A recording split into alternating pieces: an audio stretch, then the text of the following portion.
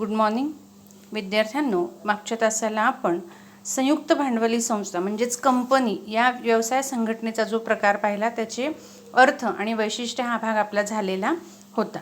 आज आता आपण संयुक्त भांडवली संस्थेचे गुण आणि दोष हा भाग बघणार आहोत. तर संयुक्त भांडवली संस्था म्हणजे कंपनीचे गुण आज आपण बघणार आहोत. त्यातला पहिला गुण आहे किंवा पहिला फायदा आहे, फायदा म्हणा, तोटे म्हणा, मर्यादा म्हणा, असे हे गुण आणि दोष आपल्याला बघायचे आहेत. तर पहिला गुण आपण बघणार आहोत किंवा पहिला फायदा आहे मोठ्या प्रमाणावर भांडवल उभारणे. संयुक्त भांडवली संस्था ही मोठ्या प्रमाणात भांडवल उभारणी करू शकते.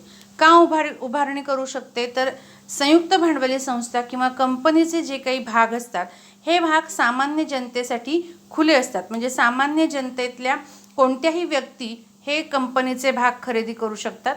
त्याचबरोबर कंपनीच्या भागांची दर्शनी किंमत ही कमी असते आणि लाभांशाचा दर हा तुलनेने जास्त असतो. त्याचबरोबर माहिती पत्रकामध्ये मोठ्या प्रमाणामध्ये प्रसिद्धी केलेली असते. असंख्य व्यक्तींचा संपर्क साधून सभासद मोठ्या प्रमाणामध्ये गोळा करता येतात. त्याचबरोबर जनतेकडून ठेवी स्वीकारल्या जातात, कर्जरोख्यांची विक्री सुरू केली जाते. अशा अनेक मार्गांनी संयुक्त भांडवली संस्थेमध्ये तुम्ही भांडवल गोळा करू शकता. म्हणजेच संयुक्त भांडवली संस्थेला भांडवल उभा करण्याची जी काही क्षमता आहे, ती क्षमता मोठ्या प्रमाणामध्ये आहे. म्हणून संयुक्त भांडवली संस्था मोठ्या प्रमाणामध्ये भांडवल गोळा करू शकते.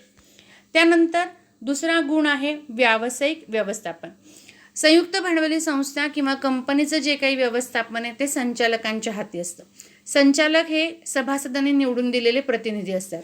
कंपनीच्या कारभारावर नियंत्रण ह्या संचालकांचं असतं. पण दैनंदिन कामकाज पाहण्यासाठी यांना व्यावसायिक व्यक्तींची गरज असते. मग कंपनी अशा व्यावसायिक व्यक्तींना, तज्ज्ञ व्यक्तींना, कुशल व्यक्तींना चांगला पगार देऊन त्यांची नेमणूक करू शकतात. त्यामुळे कंपनीच्या दैनंदिन कामकाजासाठी त्या तज्ज्ञ व्यक्तींच्या ज्ञानाचा फायदा होऊ शकतो. म्हणून हे व्यावसायिक व्यवस्थापन तज्ज्ञ आणि कुशल व्यक्तींच्या व्यवस्थापनाखाली पार पाडलं जातं. का पार पाडता येतं? तर चांगला पगार देण्याची क्षमता असते.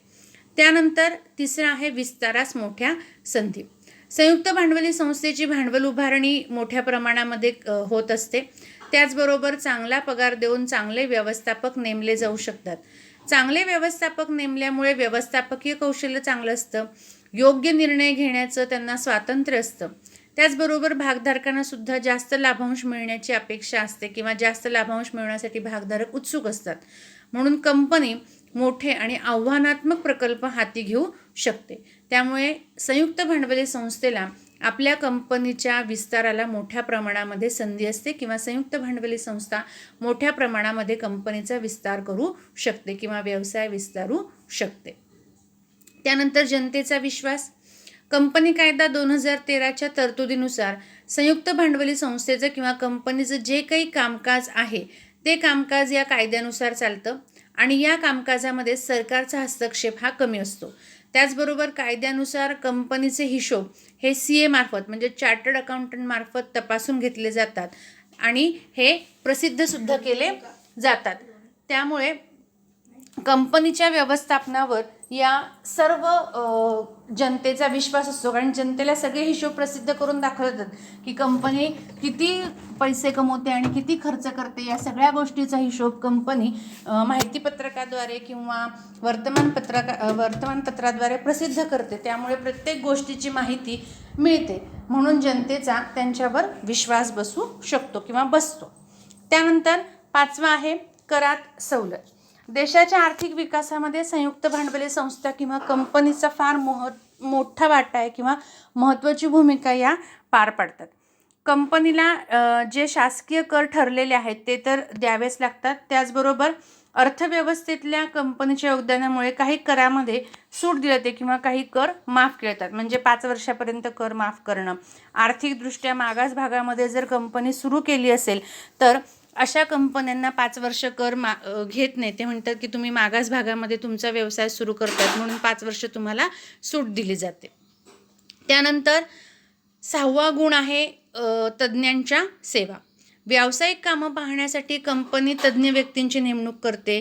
उदाहरणार्थ कायदेशीर सल्लागार असेल, आर्थिक सल्लागार असेल, हिशोब तपासणी असेल, व्यवस्थापकीय तज्ज्ञ असतील, इंजिनियर असतील, जाहिरातीचा विभाग असेल, विक्री विभाग असेल, अशा अनेक विभागामध्ये तज्ज्ञ व्यक्तींची नेमणूक या कंपनीद्वारे केली जाऊ शकते. कारण कंपनी यांना चांगला पगार देऊ शकते, चांगल्या सोयीसुविधा देऊ शकते. त्यामुळे अशा तज्ज्ञ व्यक्तींच्या ज्ञानाचा आणि मार्गदर्शनाचा खूप मोठा फायदा कंपनीला मिळत असतो. त्यानंतर 7वां आहे चिरंतन अस्तित्व. संयुक्त भांडवली संस्था ही कृत्रिम व्यक्ती आहे आणि कंपनी कायद्यानेच तिला कायदेशीर स्वतंत्र अस्तित्व दिलेलं आहे. जोपर्यंत कंपनी कायदा सांगत नाही की कंपनीने आपला व्यवसाय बंद करावा, तोपर्यंत कंपनी आपला व्यवसाय बंद करत नाही. भागधारकाचा मृत्यू असेल, दिवाळखोरी असेल, भागधारकाचं मानसिक असंतुलन असेल, अशा कोणत्याही गोष्टीचा परिणाम कंपनीच्या अस्तित्वावर होत नाही. म्हणजेच कंपनी दीर्घकाळ किंवा चिरंतन आपलं अस्तित्व टिकवून आहे. जोपर्यंत कंपनी कायदा व्यवसाय बंद करा सांगत नाही, तोपर्यंत कंपनी आपला व्यवसाय बंद करत नाही. त्यानंतर 8वा गुण आहे मर्यादित जबाबदारी. सार्वजनिक कंपनीमध्ये भागधारकांची जबाबदारी ही मर्यादित स्वरूपाची असते. मर्यादित स्वरूपाची जबाबदारी म्हणजे त्यांनी जेवढ्या रकमेचे भाग खरेदी केलेले आहे, तेवढ्याच रकमेची जबाबदारी त्यांची त्या कंपनीमधली असते. त्यापेक्षा जास्त रकमेची जबाबदारी त्यांच्यावर लादली जात नाही. त्याचबरोबर कंपनीची काही देणी असतील तर ती देणी देण्यासाठी भागधारकांच्या खाजगी मालमत्तेचा वापर केला जात नाही. त्यांनी जेवढे भाग खरेदी केले आहे तेवढ्याच भागापर्यंत त्यांची जबाबदारी कंपनीमध्ये मर्यादित असते. अशा पद्धतीने विद्यार्थ्यांना आपण संयुक्त भांडवली संस्थेचे गुण पाहिले. पहिला गुण मोठ्या प्रमाणात भांडवल उभारणे. संयुक्त भांडवली संस्थेची भांडवल उभारणी ही मोठ्या प्रमाणात असते. का मोठ्या प्रमाणामध्ये असते? तर संयुक्त भांडवली संस्थेचे भाग हे सामान्य जनतेसाठी खुले असतात. कोणीही कितीही रकमेचे भाग खरेदी करू शकतो. भाग खरेदी करण्यावर निर्बंध नसतात. त्यामुळे संयुक्त भांडवली संस्था किंवा कंपनी मोठ्या प्रमाणात भांडवल उभं करू शकते. अनेक मार्गाने भांडवल उभारण्याचे स्रोतही कंपनीला उभे असतात. ठेवी स्वीकारू शकते, कर्जरोख्यांची विक्री करू शकते, मोठ्या प्रमाणात सभासद गोळा करू शकते. त्यामुळे आपोआपच भांडवल मोठ्या प्रमाणामध्ये मिळतं. त्यानंतर दुसरं आपण बघितलं व्यावसायिक व्यवस्थापन. कंपनीचं व्यवस्थापन हे संचालकांच्या हाती असतं आणि संचालक हे सभासदांनी निवडून दिलेलेच प्रतिनिधी असतात. हे संचालक कंपनीच्या कारभारावर नियंत्रण ठेवून असतात. पण कंपनीचं दैनंदिन कामकाज व्यवस्थित व्हावं, चांगल्या पद्धतीने व्हावं, कुशलतेने व्हावं, यासाठी हे व्यवस्थापक चांगल्या तज्ज्ञ आणि कुशल व्यक्तींची नेमणूक करतात. त्यांना चांगला पगार देतात, चांगल्या सोयीसुविधा देतात आणि त्यांच्या तज्ज्ञ ज्ञानाचा आणि कौशल्यतेचा वापर करून आपलं व्यवस्थापन चांगल्या पद्धतीने करून घेतात. त्यामुळे कंपनीमधलं जे व्यवस्थापन आहे हे व्यावसायिक स्वरूपाचं असतं. त्यानंतर तिसरं आहे विस्तारास मोठ्या प्रमाणात संधी. कंपनी मोठ्या प्रमाणामध्ये भांडवल गोळा करू शकते, मोठ्या प्रमाणात आकर्षक पगार देऊन चांगल्या व्यक्ती कामासाठी नेमू शकते, तज्ज्ञ व्यक्तींची नेमणूक करू शकते. त्याचबरोबर निर्णय घेण्याचं स्वातंत्र्य कंपनीमध्ये असतं. भागधारकसुद्धा जास्त लाभांश मिळावा म्हणून भाग खरेदी करण्यासाठी उत्सुक असतात.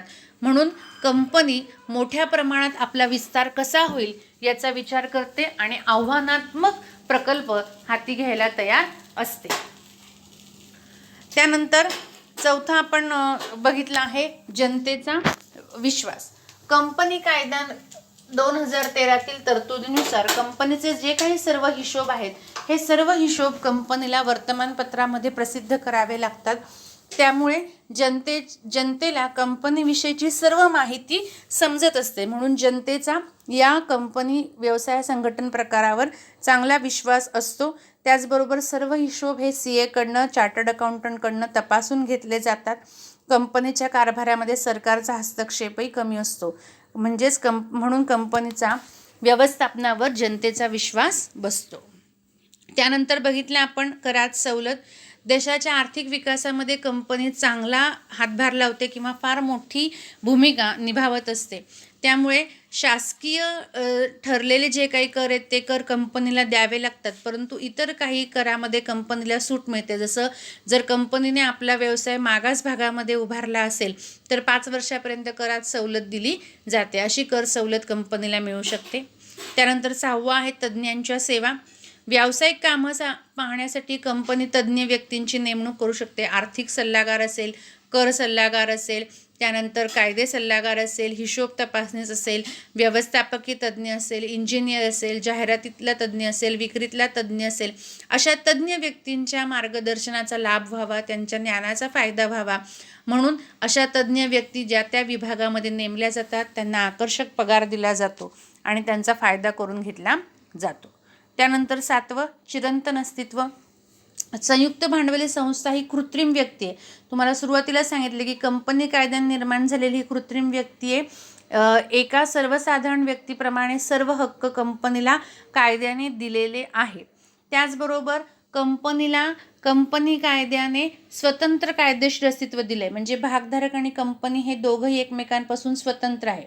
त्यामुळे भागधारकाचा मृत्यू, दिवाळखोरी, भागधारक मानसिक असंतुलन अशा कोणत्याही गोष्टीचा परिणाम कंपनीच्या अस्तित्वावर होत नाही. कोणाच्या येण्याने आणि कोणाच्या जाण्याने कंपनीला काही फरक पडत नाही. जोपर्यंत कंपनी कायदा व्यवसाय बंद करा सांगत नाही तोपर्यंत कंपनी आपला व्यवसाय बंद करत नाही. म्हणजे कंपनीला कंपनी कायद्याने चिरंतन आणि दीर्घकाळ टिकणारं अस्तित्व दिलेलं आहे. 8वं, मर्यादित जबाबदारी. कंपनीचे जे भाग खरेदी करणारे भागधारक आहेत त्यांची जबाबदारी ही मर्यादित स्वरूपाची. मर्यादित जबाबदारी म्हणजे त्यांनी जितक्या रकमेचे भाग खरेदी केलेले आहे तेवढ्याच रकमेपर्यंत त्यांची जबाबदारी कंपनीमध्ये असते. त्यापेक्षा जास्त जबाबदारी त्यांच्यावर लादली जात नाही. त्याचबरोबर कंपनीची जी काही देणी असतात ती देणी देण्यासाठी कोणत्याही प्रकारची भागधारकांची खाजगी मालमत्ता वापरली जात नाही. भागधारक त्याला जबाबदार नसतात. अशा पद्धतीने विद्यार्थ्यांना आपण हे 8 गुण इथे पाहिलेले आहेत.